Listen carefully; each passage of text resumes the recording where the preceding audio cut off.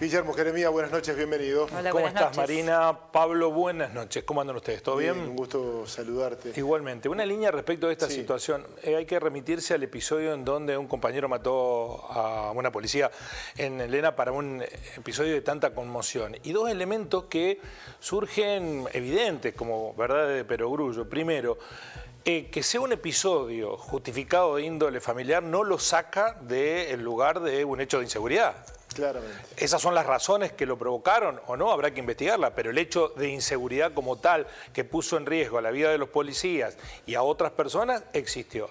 Segundo, las cámaras también sirvieron para demostrar cierta falta de rigor en el procedimiento o en el protocolo que aplicó la policía para tratar de limitar a lo que estaba sucediendo.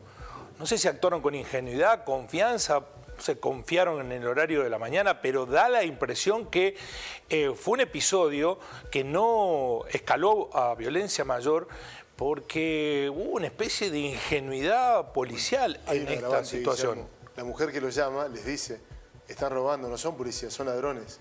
Claro. Ellos van al domicilio ya con esa versión y ese dato, que además había ocurrido igual hace 3 meses, con lo cual termina siendo una cuestión difícil de comprender cómo y de qué manera fueron capturados de esa manera, ¿no? Absolutamente, Pablo. Y además, si creen que 2 personas, policías, no pueden con 3 ladrones, bueno, debió llamar a refuerzos. Es decir, miren, vamos yendo nosotros, pero aquí hay una situación compleja inicialmente. Bueno, ojalá que no.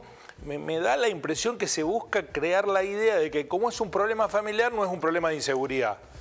Y lo es, ambas cosas. Pero vamos a hablar de otras cuestiones. Hoy comenzó en la universidad y va a continuar el día viernes una mesa de debate, de análisis, de ponencias, que tendrá 2 capítulos, uno ligado con la justicia, ocurrió hasta hace minutos en la Universidad Nacional de Río Cuarto, impulsado por la Facultad de Ciencias Humanas. El viernes tendrá el capítulo ligado con la comunicación, que busca unir 3 piezas de un mismo rompecabezas: noticias falsas, las fake news, la guerra judicial, lo que se conoce como lawfare, y el discurso del odio, los haters. Son 3 piezas de un mismo rompecabezas que están muy presentes en la realidad argentina actual, en la coyuntura tras el intento de magnicidio a la vicepresidenta, pero que es casi una constante que ha venido en crecimiento en los últimos tiempos, no solo en la República Argentina, sino en el mundo, con una clave que pone en riesgo la calidad de la democracia, la salud de la democracia. Estas 3 placas tectónicas, cuando se juntan, se aproximan, hacen que la institucionalidad vuele por los aires. Y para esto hay que decir que existe una pieza clave fundamental, que es las dependencias que hemos generado todos nosotros en este mundo con las redes sociales.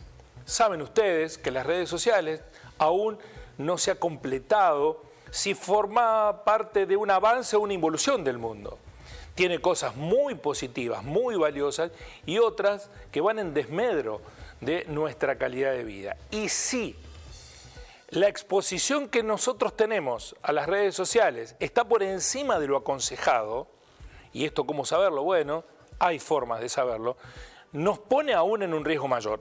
Antes de ir a la palabra de un especialista, quiero referenciar qué pasa con el consumo de redes sociales en la República Argentina comparado con otros lugares del mundo. ¿Cuánto tiempo pasamos en redes sociales? Tiempo medio de uso diario de redes sociales. Son datos del 2021 en países seleccionados. Fueron más de 900.000 usuarios de Internet entre 16 y 64 años los encuestados en 47 mercados. Esto es fuente de Global Web Index vía Data Reportal. En Nigeria pasan en promedio 4 horas 7 minutos diarios en redes sociales.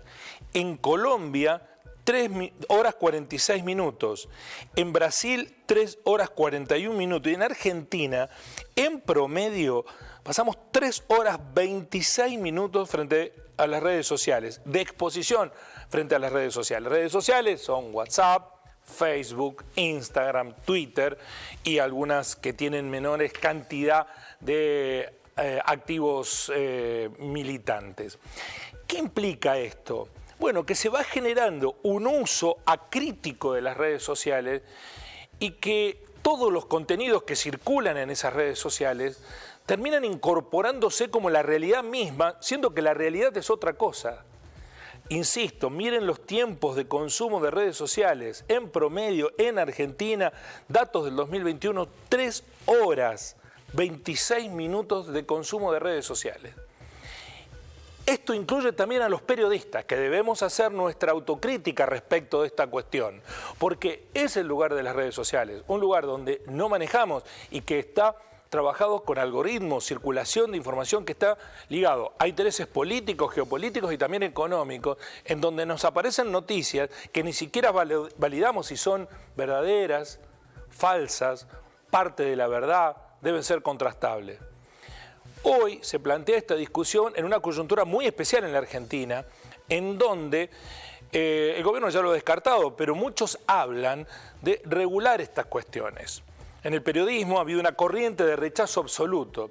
Yo pregunto, si alguien decidiese revisar la decisión por la cual hoy si una persona pasa un semáforo en rojo, comete una infracción,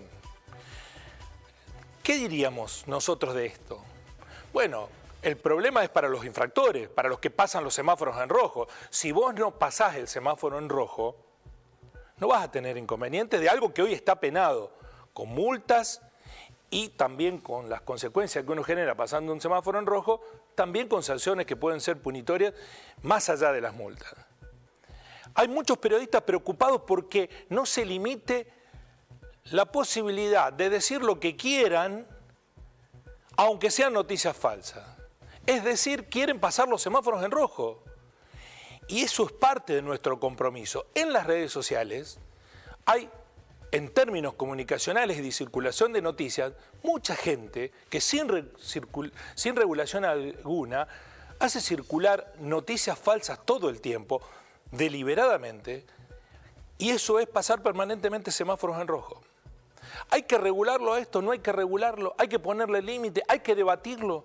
¿Hay que dejarlo solamente liberado al principio ético de compromiso profesional de los que tienen que construir los mensajes comunicacionales? Es un debate que debemos darnos. Aimé Aminahuel es politóloga, docente de la Universidad Nacional de Villa María y el próximo viernes estará en este debate que se va a dar en la universidad respecto de estas cuestiones que abordamos. Y le preguntábamos, ¿hay que limitar o no hay que limitar la circulación de noticias falsas en las redes? Ciertamente es un debate y es un debate que tampoco es privativo de América Latina. Hace poco estábamos en UNESCO en París en una jornada sobre libertad de expresión. Pudimos viajar con algunos representantes del equipo de investigación, en donde disertó un representante del Tribunal Supremo de Brasil y contaba el caso de cómo a través desde el Estado, la causa que hoy está en Brasil, se habían generado fake news, noticias falsas, el mismo Estado. No es una causa que tiene el Tribunal Supremo Jair Bolsonaro.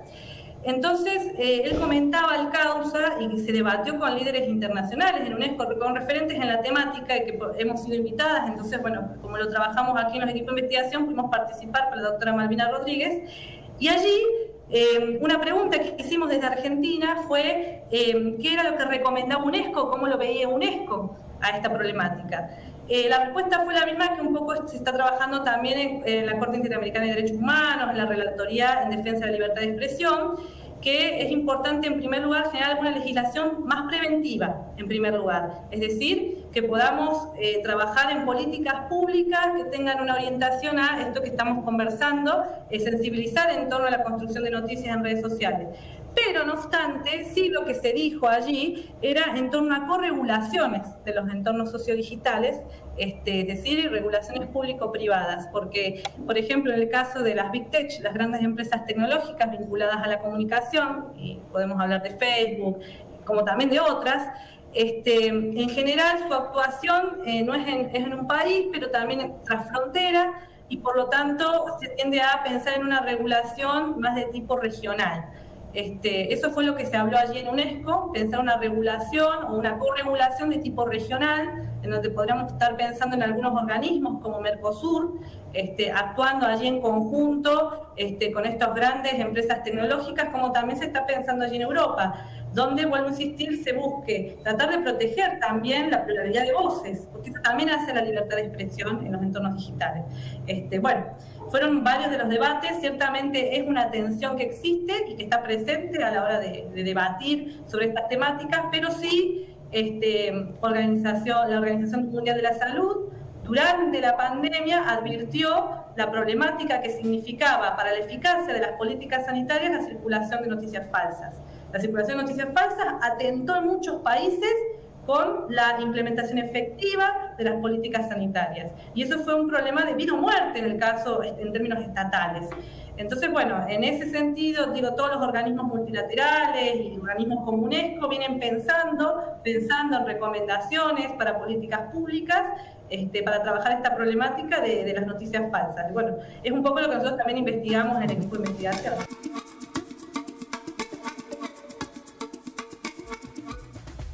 Cuando se apela a la guerra judicial para perseguir a unos u otros, en realidad no se está perjudicando solamente a los perseguidos, sino a todos nosotros. Porque un poder judicial que no está como salvaguarda de la institucionalidad de una democracia no sirve. No sirve, porque termina protegiendo a los verdaderos corruptos, por más que persiga a unos pocos. Lo mismo pasa con la circulación de noticias falsas.